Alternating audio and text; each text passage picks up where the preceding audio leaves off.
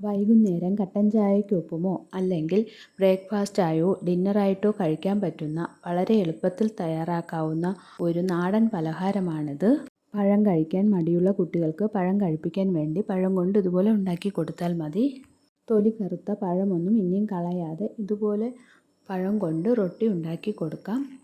ഈ പലഹാരം ഉണ്ടാക്കുന്നതിന് വേണ്ടി ഞാൻ 2 പഴുത്ത ഏത്തപ്പഴം എടുത്തിട്ടുണ്ട്.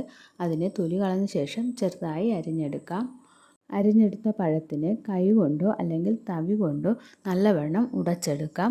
തവി കൊണ്ട് നല്ലവണ്ണം ഉടയുകയില്ലെങ്കിൽ കൈ ഉപയോഗിച്ച് ഉടച്ചെടുക്കണം. ഇങ്ങനെ ഉടച്ചെടുത്ത പഴത്തിലേക്ക് മധുരത്തിനാവശ്യമായ പഞ്ചസാരയോ അല്ലെങ്കിൽ ശർക്കര പാനിയോ ചേർത്ത് കൊടുക്കാം. ഞാനിവിടെ പഞ്ചസാരയാണ് എടുക്കുന്നത്.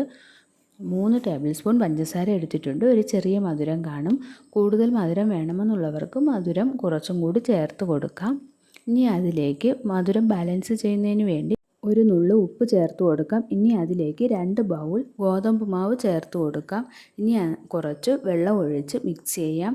വെള്ളം കുറച്ച് വീതം ഒഴിച്ചൊഴിച്ച് മിക്സ് ചെയ്തെടുക്കണം. ആദ്യമേ ഒരുമിച്ച് വെള്ളം ഒഴിക്കല്ലേ, എങ്കിൽ കട്ട കെട്ടിപ്പോകും. ഇനി കുഴച്ച മാവിലേക്ക് ഏകദേശം 1 ബൗൾ ചിരകിയ തേങ്ങ ചേർത്ത് കൊടുക്കാം. എന്നിട്ട് നല്ലവണ്ണം ഒന്നും കൂടി മിക്സ് ചെയ്തെടുക്കാം. വെള്ളം ചേർക്കുമ്പോൾ കൂടി പോകരുത്. പഞ്ചസാരയെല്ലാം അലിഞ്ഞു വരുമ്പോൾ മാവ് ലൂസാവും. മിക്സ് ചെയ്ത് എടുക്കുമ്പോൾ ഒരുപാട് ലൂസായി പോകരുത്. ഈ ഒരു പരുവത്തിൽ മിക്സ് ചെയ്തെടുക്കണം. ഇനി ഒരു പാൻ അടുപ്പിൽ വെച്ച് ചൂടാകുമ്പോൾ അതിലേക്ക് എണ്ണ തേച്ച് കൊടുക്കാം. അതിനുശേഷം നമുക്ക് മാവ് അതിലേക്ക് എടുക്കാം. മാവ് എടുക്കുന്നതിന് മുമ്പ് ഇത് കുറച്ച് വെള്ളമാണ് എടുത്തിട്ടുള്ളത്. കൈ ആ വെള്ളത്തിൽ ഒന്ന് നനച്ച ശേഷം മാവ് കോരിയെടുക്കാം. അപ്പോൾ കയ്യിൽ ഒട്ടി പിടിക്കുകയില്ല. എന്നിട്ട് കല്ലിൽ വെച്ച് പരത്തി കൊടുക്കാം. ഓരോ പ്രാവശ്യവും വെള്ളത്തിൽ കൈ മുക്കിയ ശേഷം വേണം നമുക്ക് കൈ കൊണ്ട് പ്രസ് ചെയ്ത് അതിനെ ഒന്ന് നിരത്തി കൊടുക്കാൻ. ആകിലും എത്രത്തോളം കനം കുറച്ച് പരത്താൻ പറ്റുമോ അത്രയും കനം കുറച്ച് പരത്തിയെടുക്കാം. മാവ് പാനിൽ നിരത്തി കൊടുക്കുന്ന സമയത്ത് ഫ്ലെയിം ആകിലും കുറച്ച് വയ്ക്കണം, അല്ലെങ്കിൽ കയ്യിൽ ചൂട് തട്ടും. പരത്തി തീർന്ന ശേഷം നമുക്ക് ഫ്ലെയിം മീഡിയം ഫ്ലെയിമിലാക്കി കൊടുക്കാം. ഒരുപാട് കൂട്ടി വെച്ചാൽ പെട്ടെന്ന് കരിഞ്ഞു പോകും. അതുപോലെ റൊട്ടിയുടെ ഉൾവശം നല്ലവണ്ണം വെന്ത് വരില്ല. പാനിൽ റൊട്ടി പരത്തുമ്പോൾ കയ്യിൽ ഒട്ടിപ്പിടിക്കാതിരിക്കാൻ വെള്ളം ഉപയോഗിക്കുന്നതിന് പകരം വേണമെങ്കിൽ എണ്ണ ഉപയോഗിക്കാം. ഇനി റൊട്ടി വെന്ത് വരുമ്പോൾ റൊട്ടിയുടെ പുറം ഭാഗത്ത് അല്പം എണ്ണയോ നെയ്യോ തടവി കൊടുക്കാം. എന്നിട്ട് വെന്ത ശേഷം മറിച്ചിട്ട് കൊടുക്കാം.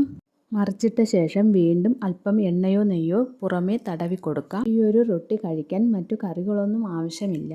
റൊട്ടി വേവുമ്പോൾ ഈ ഒരു പരുവത്തിൽ നമുക്ക് വാങ്ങാം. തിരക്കു പിടിച്ച ജീവിതത്തിൽ വളരെ പെട്ടെന്ന് തയ്യാറാക്കാൻ പറ്റുന്ന ഈ ഒരു പലഹാരം ബ്രേക്ക്ഫാസ്റ്റായോ ഡിന്നറായിട്ടോ അല്ലെങ്കിൽ ഈവനിങ് സ്നാക്സ് ആയിട്ടോ നമുക്ക് കഴിക്കാം.